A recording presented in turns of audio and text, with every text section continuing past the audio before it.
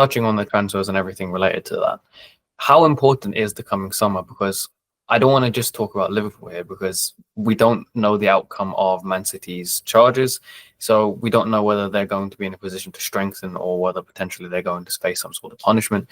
We know that Arsenal need a few signings, and I'm just wondering, if Liverpool get it right, do you think that they could dominate in, maybe not for like seasons ahead, but just maybe next season?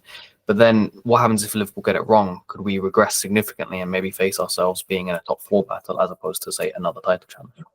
Yeah, I mean, the amount, how far of a step backwards they could take. I mean, if they do keep Van Dijk and Salah at a minimum, everything goes back to that, doesn't it? I mean, what level of team we are going to see next season, a lot hinges on what happens with those contracts. And Liverpool themselves will say that privately, that a lot of the transfer decisions hinge on what happens with the contracts as well. So that is an absolutely key aspect of everything that goes on. So, if they do keep those around, you wouldn't imagine they can take too far of a step back.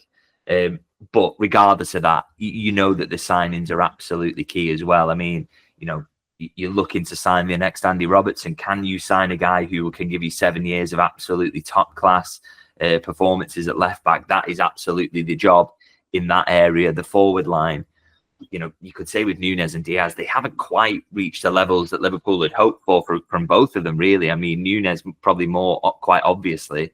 But again, can you find Sadio Mane again? Can you find the next Roberto Firmino? That's the job to do. And if not, at the bare minimum, you just have to replace someone who is at Núñez's level, who's at Diaz's level, to kind of keep you where you are.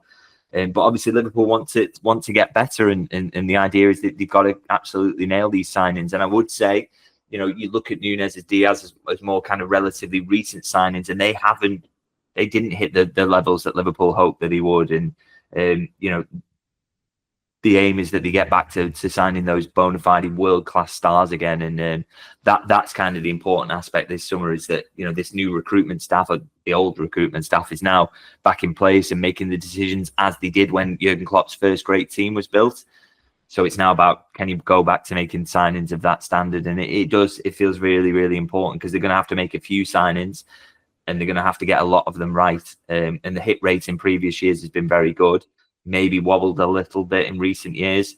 Got to get right back up there now and get those right, because you're almost trying to build the next great team as well now.